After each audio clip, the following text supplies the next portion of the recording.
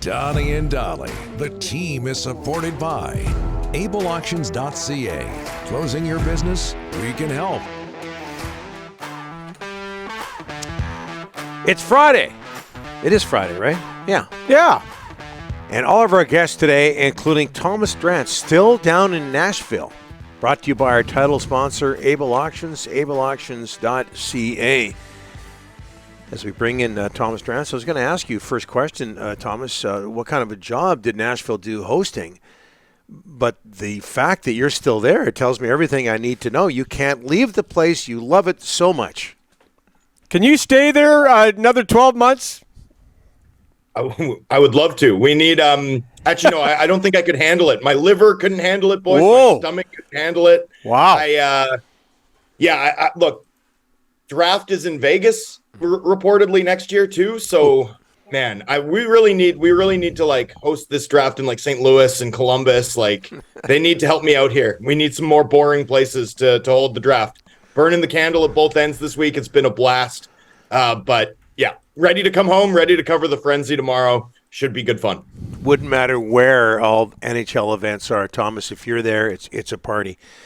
Speaking of Thomas, or Toms in this case, Tom Wielander at number 11, did the Canucks make the right choice?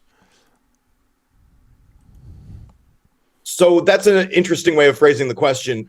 I think they left value on the board, but I think they got a really good prospect, right? So it's one of those where I look at the pick and look at some of the talent that went after, and I sort of worry whether or not we'll look back on this and see stars picked after the Canucks selected at 11th. And yet, Wielander's a phenomenal prospect. He fills a lot of areas of need for this franchise. Right-handed, one of the best skaters in the draft, really high character kid, character references off the charts. I was able to chat with his J20 coach over at Rogla, who tells stories about, having to ease him off from booking extra ice time after practices or after morning skates and before games. Talks about how he'd demolish skilled forwards on the team to such a level in battle drills during practices that they'd worry about the confidence level of his teammates. So guy has a competitive edge, wired a little bit differently. I think the fact that he's going to BU is a bit of a testament to that. Wants to acclimatize himself to the North American game. We'll see if the skill factor can kind of level up here. He was productive at the U18s, certainly, but his J20 statistical profile is pretty pedestrian. So I think there's some growth that'll have to happen there if he's going to reach the level of being more than sort of a shutdown type top four guy. I just look at that board and see a couple of guys, certainly, who went later on in the teens that I think are really good bets to be superstar level players. And it's just a little tough for me to sort of look at that. And if you're playing the odds, right, I think Wielander's got a really good shot of being an impact player and helping this team win games. But I do think there was better value there later on in the teens on the board in the first round when the Canucks made the pick at 11th overall. One of those players in the teens, would he be Zach Benson? Yeah, I mean, look, Zach Benson's the he's the second most productive age 16 and age 17 player in WHL history. Number one's Connor Bedard. Number three is Ryan Nugent-Hopkins, right? So the only guys in that same wheelhouse were drafted first overall. I know people say that he's not an elite skater, but there's nothing technically there. It's just that he's skinny. It's just that he's a 17-year-old kid with a 17-year-old kid's body. That's some of the reason why a player like Elias Pettersson wasn't considered on the same tier as guys like Nico Hischier and Nolan Patrick. And I guarantee you there's teams that want that one back. I look at Zach Benson and I see just a tremendously skilled player and a guy with a real shot to crack, the elite tier of players in this draft. Buffalo got a great one at 13. Thomas, let's move over to Saturday. Tomorrow, 9 o'clock is going to be a big day. We are hearing right now the Canucks are trying to clear some cap space. Tyler Myers' name is out there quite a bit right now this morning. What are your thoughts? Can they do it? Is it still difficult? If they do Myers and they move him, They're going to have money to go after, say, Ryan O'Reilly or JT Compher. But anyways, they are trying to move some salary to get some more money to play with tomorrow. Your thoughts? It's going to be tough, right? I mean, as many deals as we saw where teams were able to dump salary, and most trades we saw, I mean, is the Toffoli for Sharon Govich trade the only hockey trade we saw? And even there, you're acquiring a guy who wasn't signed, right? Like the Flames it wasn't contract for contract. We are seeing this massive wave of buyouts today. Teams have been unwilling to pay the freight, pay the price to offload money. For the most part, teams have had to sort of opt to non-tender high-end RFAs or buy out players, some of them still really, really useful players, in order to sort of clear the books, gain the flexibility they want. So, yeah, I mean, it's going to be tough to move money without question, especially at the 11th hour. If they can do it, that's fabulous. Good for them. But I think it's going to be really tough. And I think they're going to have limited artillery in terms of in free agency. I'd add this: Patrick Allvin discussed not wanting to spend his money unwisely, right? He wanted to spend his money wisely and be careful with his money in free agency. And, it reminds me of that quote where everyone has a plan until they get hit in the mouth, right? Hopefully he can live up to that statement, but sometimes when the market opens on July 1, things can get a little silly. And so we'll see how this develops for the Canucks, Rick, over the next 25, 26 hours. It's going to be fascinating because we all know that this team needs real help, especially on the PK. Well, and the PK, and can we look ahead? Ethan Bear, if he doesn't get qualified today, and Donnie brought this up, I mean, who's in the top four next year? I mean, Ethan Bear might not get qualified today, but we do hear that Carson Soucy and Ian Cole are names that they will check in tomorrow. But this blue line could look totally different next year, Thomas. Yeah, it has to. I mean, it has to.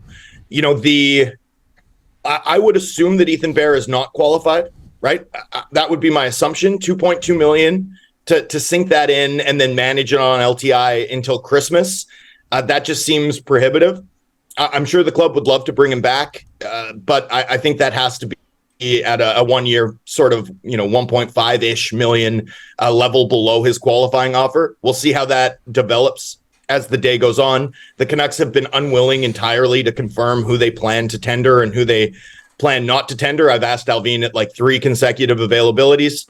But, logic would tell us that a Bear QO is unlikely, which isn't to say that that's a report or anything. That's just my sense of the matter and my sense of how you'd handle it given his arbitration rights and his injury status. So, yeah, I mean, if you're able to keep Bear in reserve, then I think you can get away with signing one UFAD and trying to cobble together for the first 6 to 10 weeks of the season, a top four with, like, say it is an Ian Cole, a Quinn Hughes, a Philip Hronik, and then hope that one of, the Juleson, McWard, Akito Hirose tier is able to give you sort of low-end second pair contributions.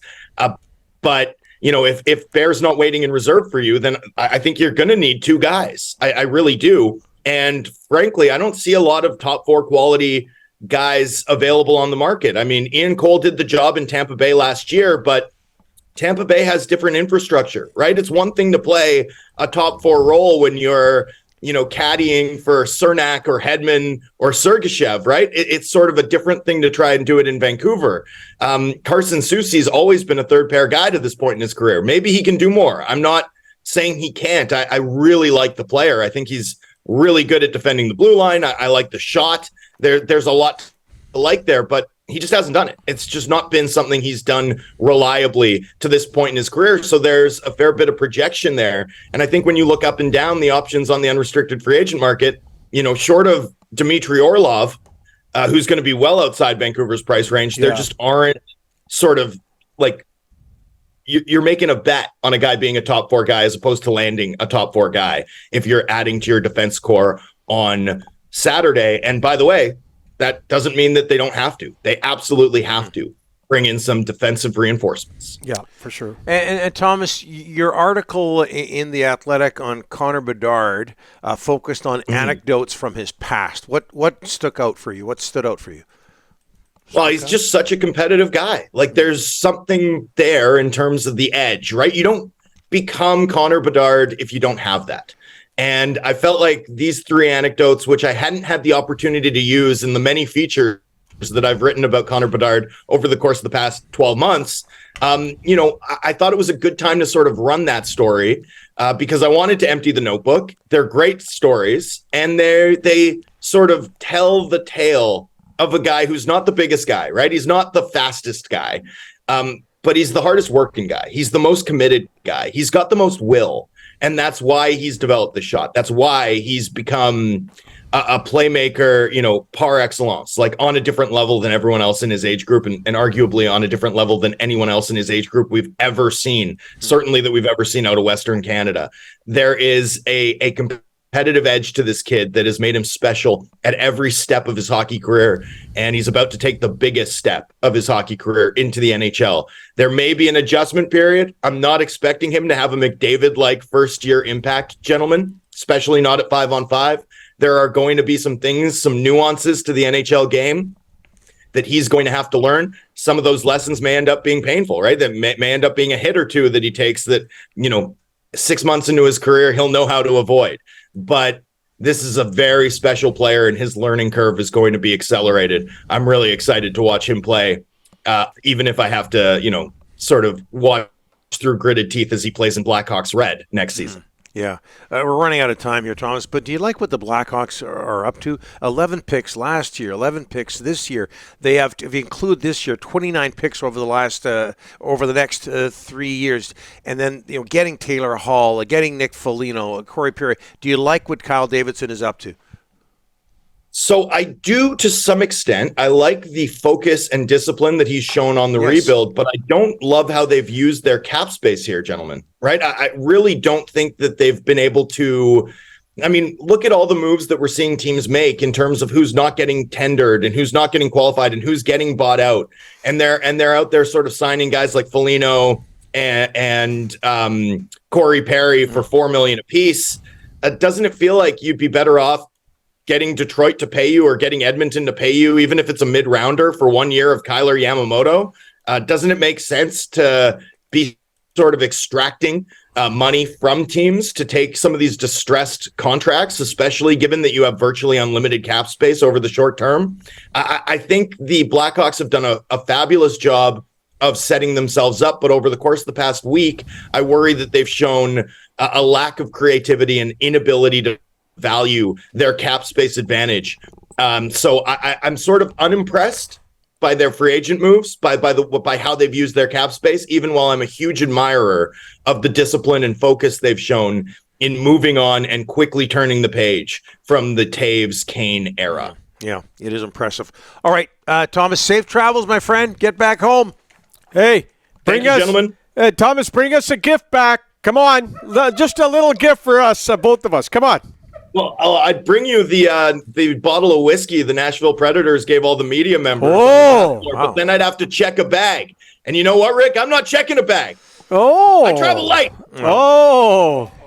That explains some of the coverage we've seen coming out of Nashville, Thomas. You traveling light because you have no hair stuff to put in. Yeah. How much does your hair weigh, bud? Yeah. No, you got to put in the comb and the gel and the shampoo. You don't need that stuff. Don't bring up gel. Okay. Yeah, that's why you're traveling He's light. keeping Joyco in business. You think I'm like Cam Robinson, where they weigh my hair at the airport and then charge me $25 to check it? Come on. Yeah. Streamline, Thomas. I'm with you. Thanks for this. See you, boys. All right. Thomas Drance.